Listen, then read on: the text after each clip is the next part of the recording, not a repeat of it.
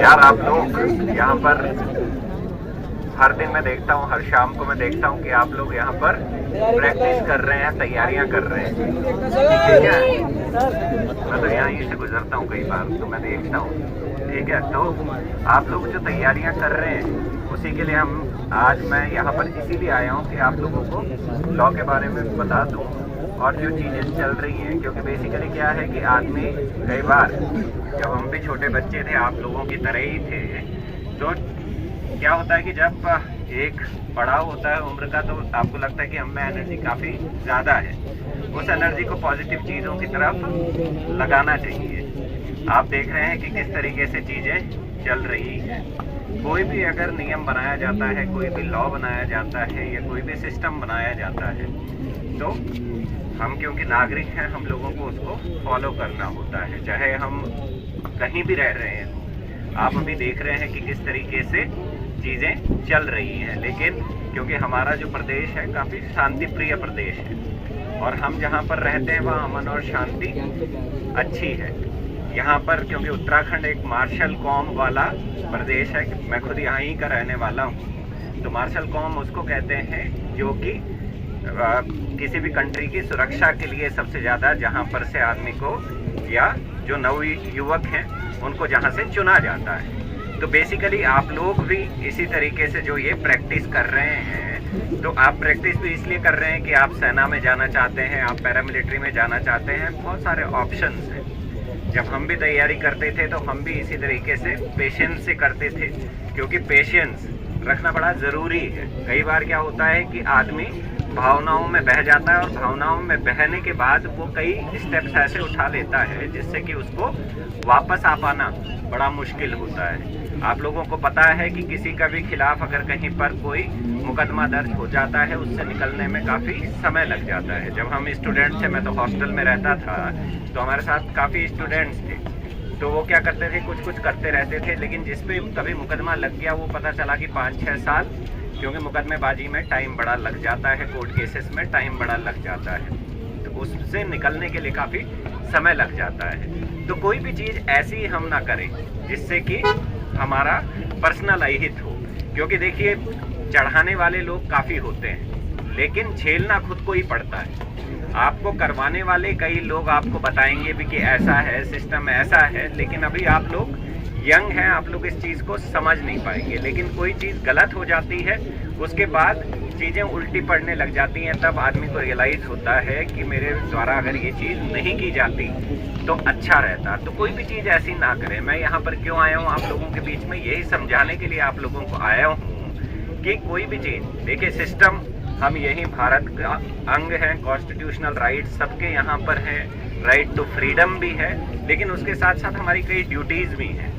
Duties ये हैं कि हम किसी भी जगह रहते हैं तो वहाँ की शांति व्यवस्था को ना तो बिगाड़ें और कोई भी ऐसा स्टेप ना उठाएं जिससे कि हमको कल को दिक्कत आ जाए या बाकी लोगों को दिक्कत आए।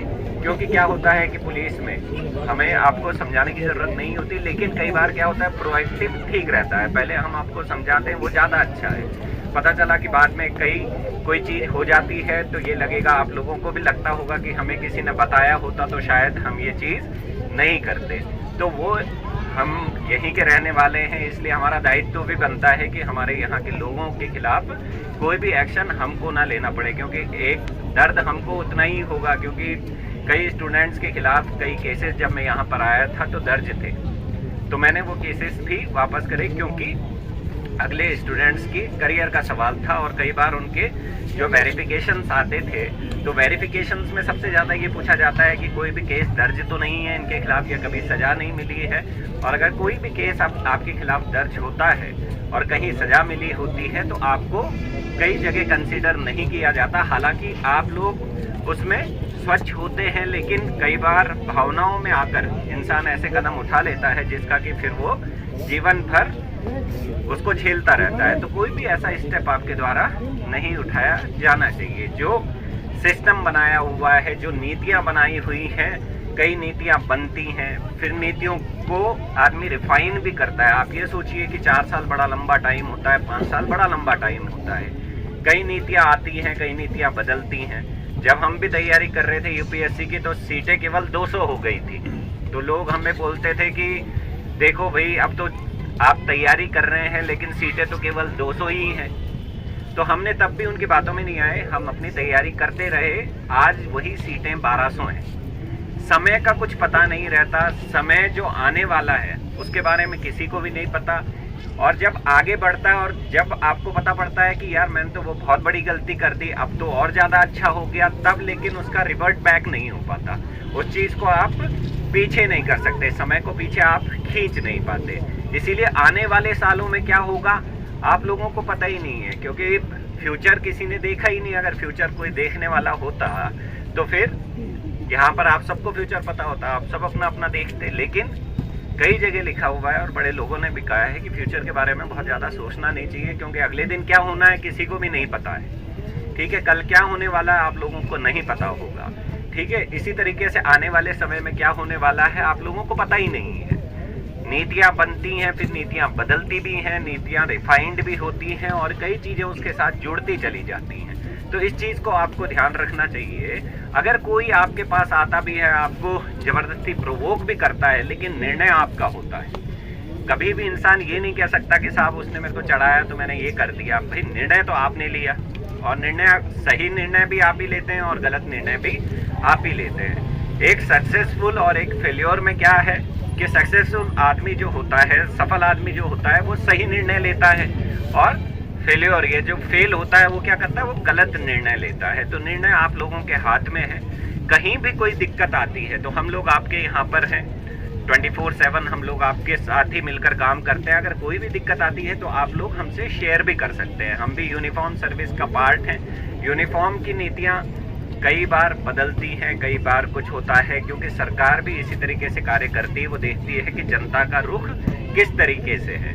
लेकिन अगर आप लोग कोई गलती कर देंगे उसके बाद कोई नहीं पूछेगा, उसके बाद तो वो कहेगा कि लॉ जो है वो अपने आप इसको डील करेगा। तो मेरा यहाँ आने का बस इतना ही औचित्य है कि आप लोगों से एक बार मुखातिब भी हो जाऊं और आप लोगों को ये समझाऊं कि भाई किसी की बातों में आप मत आइएगा, क्योंकि सामने वाला तो यूज़ करेगा आपको। आप उसकी बातों पे आ गए तो आप यूज़ हो जाएंगे। और लाइफ में एक प्रिंसिपल होना चाहिए, चाहे कुछ भी हो, निर्णय मेरा होगा, मैं कभी यूज़ नहीं होऊंगा। और यूज़ हो जाओगे तो ज़िंदगी भर फिर ये सोचोगे कि अगर मैं तब नहीं सुनता उसकी बात तो ठीक रहता। तो आप लोग बिल्कुल किसी की बातों में ना आए, अफवाहों में ना आए, क्योंकि अफवाहों में अपना ही नुकसान होता है। अफवाहों से और किसी का कोई फ़ायदा होते हुए नहीं देखा। जब हम पढ़ते थे एक लड़के ने अपने को आग लगा दी थी, वो बेचारा किडनी फेलियर से मर गया। उसके परिवार वालों को ही तो नुकसान हुआ, बाकी सब तो प्रत्यक्षदर्शी मूकदर्शी ऐसे ही रह गए। तो कोई भी चीज़ ऐसी करने से नुकसान अहित अपना होता है। जनता को क्या है, आप लोगों के साथ इतने लोग हैं, अपना नुकसान करेंगे, बाकी लोगों के हंसी का पात्र बनेंगे, या मान लो आपके करने से फायदा दूसरे को, लेकिन आप लोगों को तो नुकसान हुआ। तो कोई भी ऐसा निर्णय आप ना लीजिए जिसके के कारण आपको नुकसान हो, और कोई भी स्टेप ऐसा ना उठाएं जिससे कि आपके खिलाफ किसी को बोलने का मौका मिले या आपके खिलाफ कार्रवाई करने का किसी को भी आप मौका दें। जो भी चीज़ें हैं आप देखिएगा। फ्यूचर जो मैंने कहा ना कि फ्यूचर, ये आप मेरी बात आज लिख के रख लीजिए। फ्यूचर आपने भी नहीं देखा अपना, क्या पता आपका फ्यूचर बहुत ब्राइट हो, लेकिन एक गलती के कारण पता चला कि फ्यूचर खराब हो जाए। तो कोई भी गलती आप लोग ना करें, ऐसा मेरी आपसे एक्सपेक्टेशन है। और आप लोगों से बड़ा भी हूँ उम्र में, ज़्यादा एक्सपीरियंस भी है, काफ़ी चीज़ें देख भी ली हैं, इसलिए मैं ये चीज़ कह रहा हूँ। और स्ट्रगल हम भी आप ही लोगों के बीच में से उठे हुए हैं, तो ऐसा भी नहीं है कि हम कहीं टॉप से आकर यहाँ पर गिरे हों। तो हम लोग भी आप ही के बीच से आए, लेकिन ये है कि हमने समय का इंतज़ार किया, संयम से काम लिया और चीज़ें ठीक होती चली गई। तो संयम से आप इंतज़ार करके अपनी तैयारियां करते रहें, उसमें पीछे ना रहें। वो चीज़ें अपना स्ट्रगल करते रहें, देखना सफलता पाँव भी चूमती है। और नीतियों का भी ये होता है कि नीति आज जो है वो कल दूसरी आती है। पहले 5 ईयर प्लान हुआ करते थे, फिर वो ख़त्म हुए, फिर 1 ईयर प्लान शुरू हुए। तो इस तरीके से नीतियाँ तो आती हैं, फिर चेंज भी होती हैं, फिर रिफाइंड भी होती हैं। इस चीज़ का आप ध्यान रखिएगा। तो कोई भी चीज़ ऐसी अगर कोई बोलता भी है आपको, तो आप हम लोगों को बताएं ताकि हम उनको भी समझाएं। ऐसा नहीं है कि केवल आप ही को, क्योंकि ये हमारा कर्तव्य है और हम ऐसा मानते हैं कि समझाना हमारा काम है, बजाय सीधा ही किसी को पकड़ के बंद कर देना।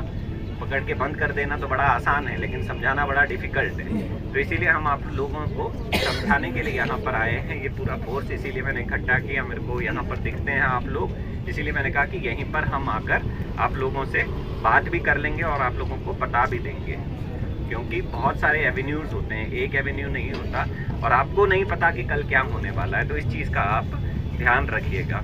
आप लोगों ने इतनी बार मेरी बात सुनी, मेरी बात जो सुनी है उसको आप रखना भी अपने पास और उस बात को स्मरण में रखना। कभी भी कोई गलती करने से पहले इन बातों को समझ भी लेना। इसीलिए मैं आपको ये बात कह रहा हूँ और आप लोगों का इतना समय लिया उसके लिए आप लोगों का धन्यवाद।